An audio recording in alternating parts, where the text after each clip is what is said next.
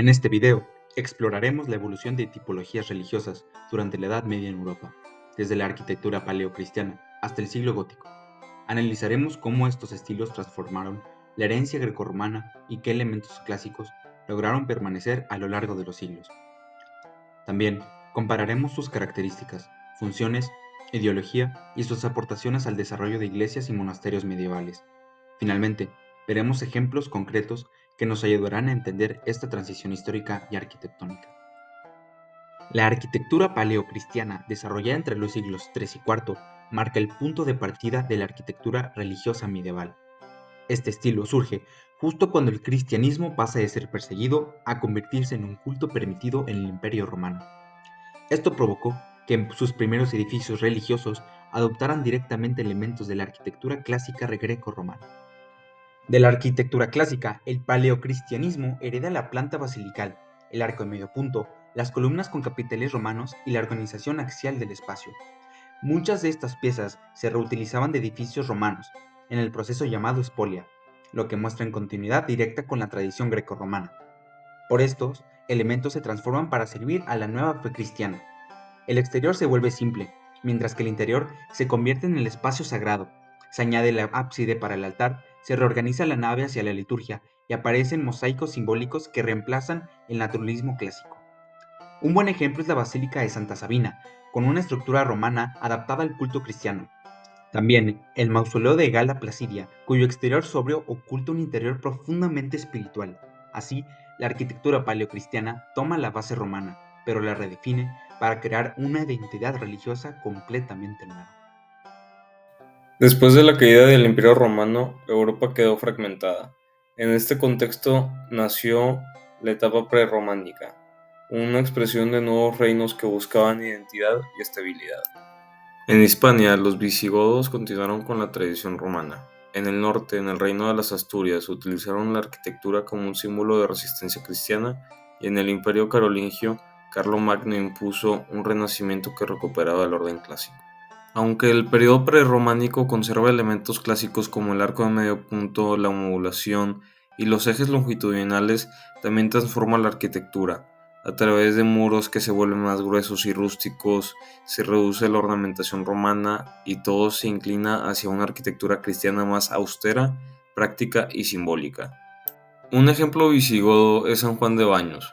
Su planta basílica sencilla y sus arcos de herradura muestran la transición entre la herencia romana y la identidad cristiana hispánica.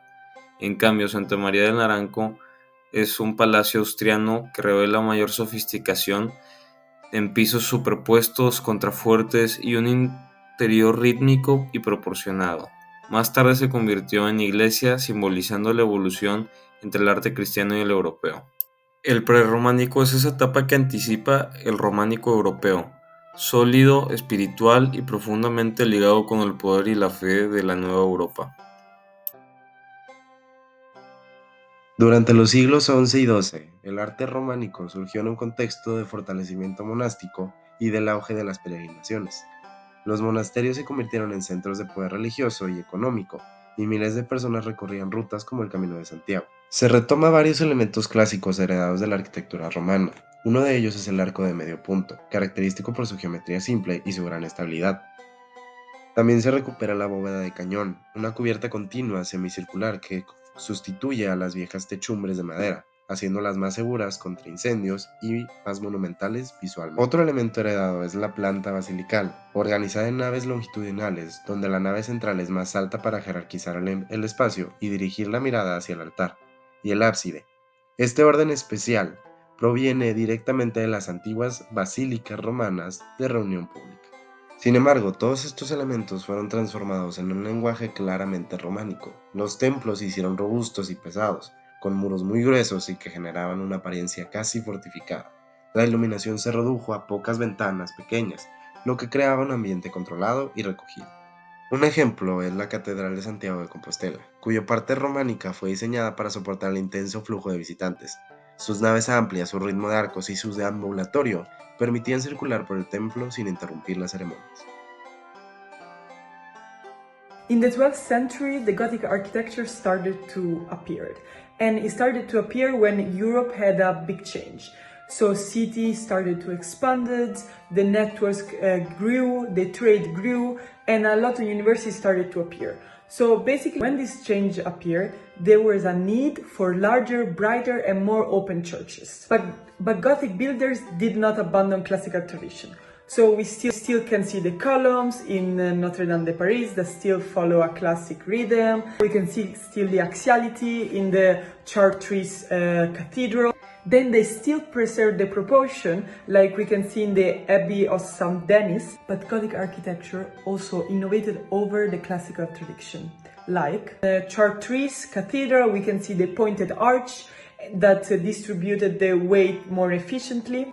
Then in Notre Dame de Paris, we can see the rib vault, and it's basically an intersecting of ribs that support a lighter ceiling. And then also in Notre Dame de Paris, we can see the frame buttresses, which is basically carry weight outside the building without covering the window. And together, this innovation produced extreme vertically and flooded interiors with colored light. As an example, we can see also in Chartres Cathedral, and basically they were designed to create a sense of divine illumination. After all this example, we can see that Gothic architecture still kept the classical order, but also left space for structural creativity. In the 12th century, the Gothic architecture started to appear. And it started to appear when Europe had a big change. So cities started to expand, the networks grew, the trade grew, and a lot of universities started to appear. So basically, when this change appeared, there was a need for larger, brighter, and more open churches. But Gothic builders did not abandon classical tradition. So we still can see the columns in Notre Dame de Paris that still follow a classic rhythm. We can see still the axiality in the Chartres Cathedral. Then they still preserve the proportion, like we can see in the Abbey of St. Denis. But Gothic architecture also innovated over the classical tradition. Like the Chartres Cathedral, we can see the pointed arch that distributed the weight more efficiently. Then in Notre Dame de Paris, we can see the rib vault, and it's basically an intersecting of ribs that support a lighter ceiling. And then also in Notre Dame de Paris, we can see the frame buttresses, which is basically carry weight outside the building without covering the window. And together, this innovation produced extreme vertically and flooded interiors with colored light.